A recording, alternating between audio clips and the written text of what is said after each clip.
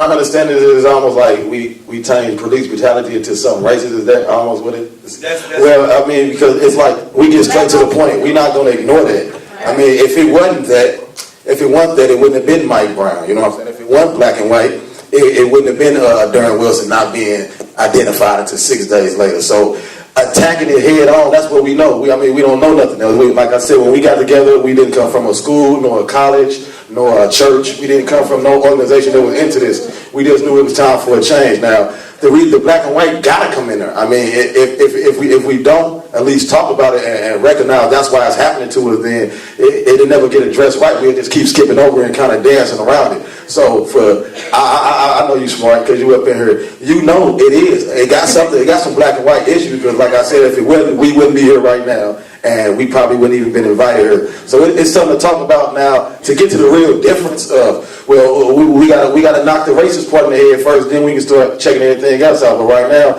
that's the issue at hand. You know what I mean? Police brutality, and it ain't really got to be white. It's whoever up there with them, they got that control, they got that power. You know what I'm talking about? I'm against the system, period. Can I tell you my separation in between what we are redoing? This is my thing. I don't think that we're even trying or attempting to bring any type of separation between the civilian and the police. What we're trying to do is hold the police accountable for the things that they do. Like, they hold us accountable. I can't go shoot your pinky toe without getting locked up immediately. If the police do it, they're going to tell you every single reason that they can find that they're not breaking the law. And there is no reason why you should not be held accountable for what you do. I'm human just like you human. We bleeding. Both of us bleeding. If I cut you, you're going to bleed just like me. So I feel like it's really not a separation. If I wanted somebody to come to welcome, because we welcome all people. There is nobody that's in our movement that's racist against somebody of a different color. We welcome all people. But what we're saying is, and even in the police departments, let's get this right, even in the police departments, there have been black people in the police departments that have told us that they did not like us because we were black, okay? So it's a brainwashing thing too, to the point where some people just not woken up. If you hate your own skin, that's hate within yourself. I didn't do it to you. Okay, so it's a thing that how I feel is that the problem is nationalism. We a nation within a nation, and we got to grow as a nation. And so until we can do that, we got to hold them accountable for what they doing. You know what I'm saying? They don't just get to skip along because they got a badge. And you saying that you protect and serve. Well, let me hold you to protecting and serving. I'm gonna tell you something like this. You ain't here. I don't. Where you from? You know, Alabama. Alabama. Okay. We currently are in Ferguson. You gotta understand something. Ferguson has over 70% white cops patrolling 90% black neighborhoods. Now you tell me, if a motherfucker, I'm talking about it's not work. You say it kind of blows my mind. If I call police right now to my house, I'm telling you, and if it had to do with domestic or anything, 9 times 10, they know we're going to a black neighborhood. You think the motherfuckers gonna come there with a concern, trying to help me? They gonna think and I'm finding every reason they can to take me to jail. They don't get no fuck if I'm trying to do something right. Anybody, even if I call to help an old lady, somebody else trying to break in the house, they would assume that I'm the motherfucker that broke in their house. You see what I'm saying? That's how it is. So, but what I'm asking is, like, what type of relationship do you want to have with the police? Okay, and now I'm gonna tell you, the type of relationship I want to have with the police. If this motherfucker right here is with the police, I have a relationship with him because I know him. I feel like, okay, if you gonna all of a sudden you gonna gun to me like I would put you. Have somebody that I grew up with to school with, they know my cousin, auntie, they know Bobo, know the baby. I'm talking about, you feel me? And tell the motherfucker coming, you stay all the way out of St. Peter, St. Charles, St. Anne, and you finna come your dirty ass all the way over where you don't know you can pick up motherfucker. And you finna patrol my neighborhood, and you finna police me, and make sure I'm protected. Motherfucker, you watch these buildings I live in. You ain't paying attention to me.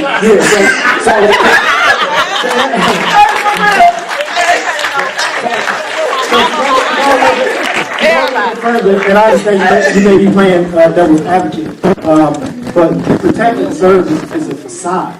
It's not true. I mean, everybody in here should read the new Jim Crow book. Get that book. It is a military arm in the Constitution. If you're convicted of a crime, it is legal for you to be a slave, right? So these are the sons and grandsons of slave patrollers.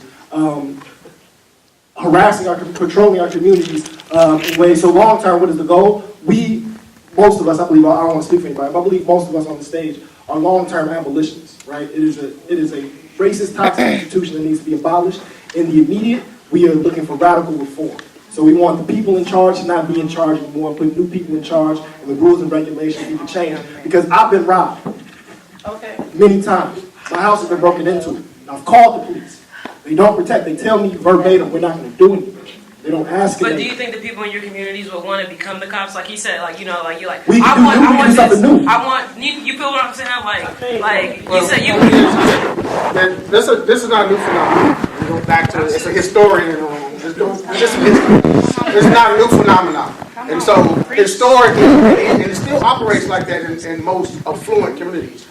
The residents want people who live in their communities to be police who work in their communities. And in our community, the police do not live in our community. Can we tell So you you right have now? foreign bodies policing those communities. But you go in some of these suburbs, like, not to pick on Carmel, all the officers live in Carmel, and they have a different relationship with the community. So this is not a new phenomenon for residents to ask that in that regard. However, how do you trust someone who see you as other? And that's the problem with dealing with institutions. And this is not the cop itself, this is the nature of those institutions. And so the way in which police operate in some neighborhoods is quite different from the ones like where I grew up. So I'm sorry, we all grew up in the south side of Chicago, want to be police officers. We hate them. And they treat us like others. They don't treat us like us. And they might look like me and treat me like me. And he don't want to live, they don't live in our communities either. And so the one way, and this is not a new phenomenon, communities of color, then and now, still argue for the same thing. Can we get some people from our community who understand our background, our culture,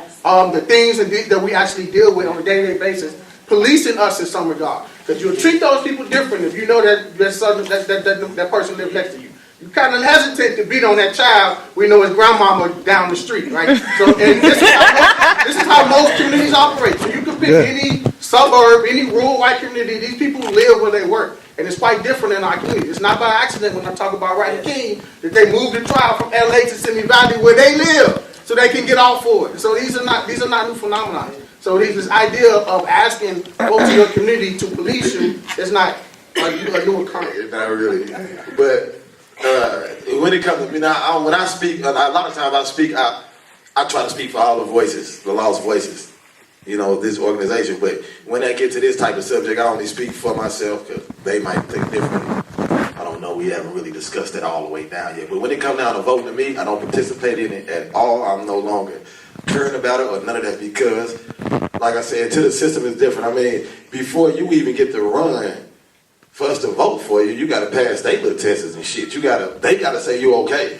So if they say you okay, to government something or to look over something, then you're not okay with me, is what I'm saying. If they not gonna if Dante said right now I'm gonna run, they gonna tell him a whole bunch of shit until it's over with me and he won't get to do it. They not gonna let me do it. You know what I'm saying? It's not gonna never be a time to where hey bud, cause your mama running. Let's go vote for it. You know, it's never gonna be a time where hey bud, cause whether just like Obama got in there and for the sake of it being a black man getting in there, I mean, and from what we've been through, I mean, yeah, it was definitely something different. It was definitely a change.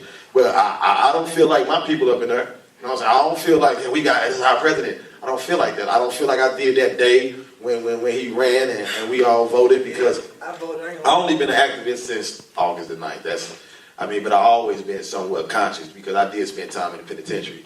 And that's all the brothers do is wake each other up. So that's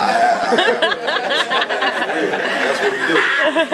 So I have spent some time being conscious, but when I really thought about the whole little system thing and the voting thing, I want all the way out their jurisdiction. I mean, I want our own land. I want them to give it to us. You know what I'm saying? The same way they took it from us. That's what I want. That's my ultimate goal. So when it comes down to voting, it's trying to be a part of it. It's not. I mean, unless, like I said, unless one of my comrades go up there, it's never going to... entire system. You got to get somebody else. That's the best we have.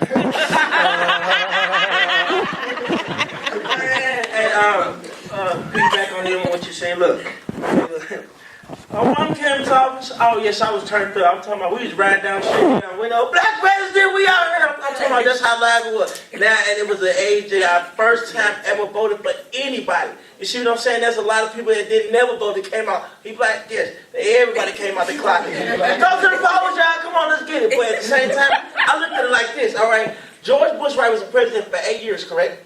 All right, and I looked at myself like, damn, look how many people overseas died when he became a president. I'm like, damn, okay. Now I say Obama became president. I'm like, damn, more black young men died and was in prison when Obama got in office. And they think you crazy. Like, they make a change. Okay. Only thing I know change is here. I know it's a bunch of Obama curve running around here.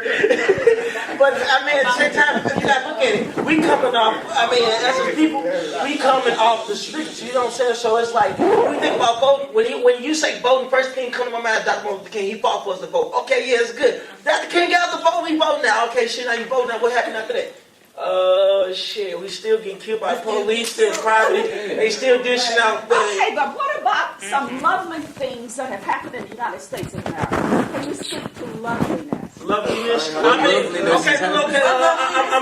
loveliness. Okay, I say loveliness. Well, okay, I'm putting no disrespect, none of that. Little fuck out there. Look, I'm telling you, the best loveliness I done experienced was when my brothers and sisters that I didn't even know I really had came out there to Mike Florson, and we got out there and came together. That's about the best love I done seen, because before that shit, it was prostituting, drive-bys. I'm talking about gang liquor stores. I'm talking about shit, dealing my own drugs. I'm talking about Uncle Dolphin. I'm talking about this is mostly everything we seen. Food stamp welfare, Section 8 low-income houses. That's what we see. I mean, shit. Well, you give me something else different to say love. I mean, I didn't really see no love unless you stay over somewhere high up where you getting not that much taxes taken out. I'm talking about deep work where you ain't really got to worry about getting robbed, the house getting broken in, none of that. Then then you can see the love amongst their people and the police protecting them. But shit, treat us like second-class citizens like they've been doing. I get harassed and all that, so I don't feel no love. Show me some love. I mean, put some on TV and I can see love. Because all I see is young brothers keep dying and going to jail. There ain't no love in there. Unless you consider love bringing roses to a funeral. Woo! Bring it home, baby. Thank you for coming. I really want to begin by thanking the African American and African Diaspora Studies Graduate Society. I just appreciate your vision for this work tonight. They already know that they are our peeps, and we love them, and we like it when you apply the knowledge that you know. So thank you for your vision, and thank you for your leadership on this issue. Thank you to our friends from Chicago and St. Louis, and to my friend Dante, who has already endeared a special love from me.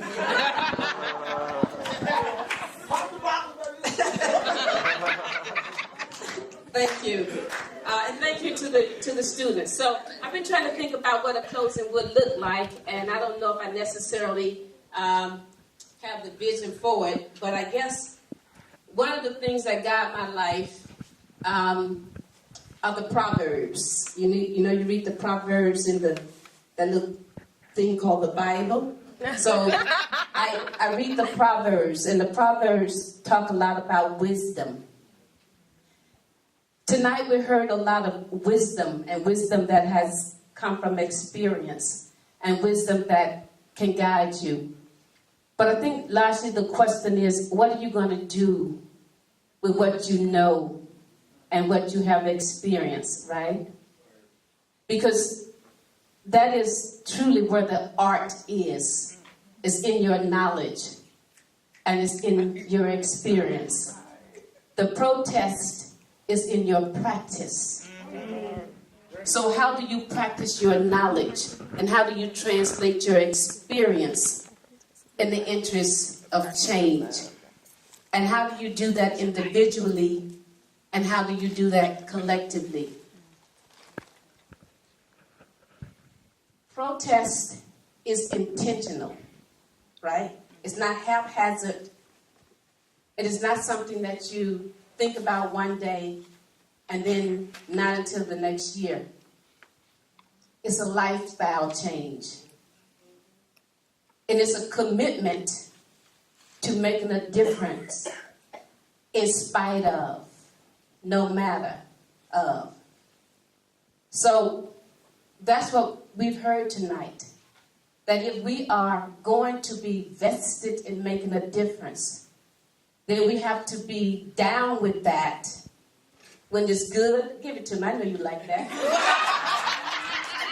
I know you like that.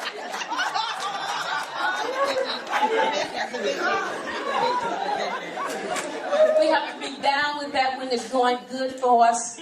We have to be down with that when it's not. We have to be down with it when Al Shelton and others are talking to us and we're in the media. Then when they go home, we have to be down with it. We have to do it. So tonight I'm just going to encourage you to do it. And I want you to think about 5 good questions, and I'm going to sit down. The first one is, do I matter in the struggle? Every single human being matters in the struggle for humanity. I don't care who you are, what your color is, what your sexual orientation is, how you define your gender, what your economic class is, what your regional living is. It doesn't matter. You matter in the struggle. Number 2, what are you willing to give? We all can't give the same thing. So these groups of people, they have found their niche for how they want to struggle. But what are you going to do? Yours may be blogging. Yours may be just standing on a corner, talking to people as they walk by. Yours might be going down to the church, tutoring the poor kids. Whatever you're willing to give, you give it now in the struggle. You can't say, I'm going to wait till I get my degree. Now is the time. Right? Now. Faith is now. It is the substance. So if you want to have faith in a system, you invest in it now. And lastly,